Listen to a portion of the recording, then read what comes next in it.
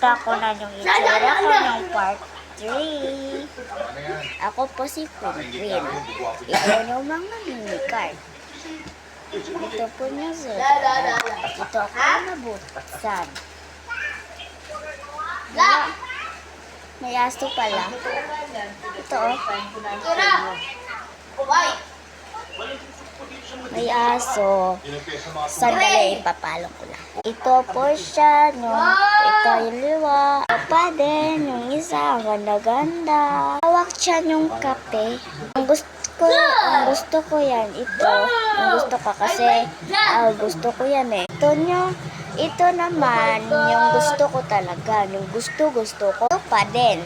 Tignan mo, may aso pa ako.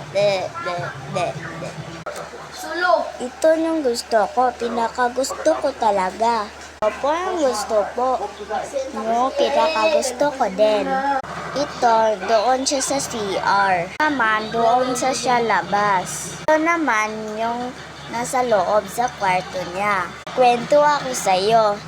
Si Binicolet may kakambal. Siya raw mag-isa sa kwarto niya. Tignan mo lang yung TikTok ni Binicolet. Comment lang kayo. Sino makahingi ng ito? Tag-dalaw-dalawa lang. Tag 1 pesos lang to sa akin kung kayo magpabili. Kita pa kayo sa akin. Hoy, sino ka ba? Ako po to, si Queen. Hindi lang ako nakasalita. Yung nakasalita ito, ay.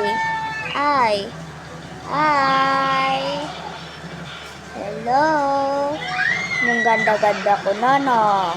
Ang ganda-ganda ko na. Tignan mo. May isa pa ako. Nakabihis na ako. Hoy, ano ka ba? Magdidiro ka naman ah.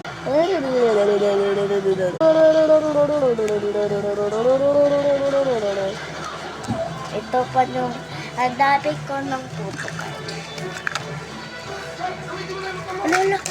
Nalaglag. Ito pa. Sandali. See you for part 4. Bye-bye. Bye. Naligot sila gulo.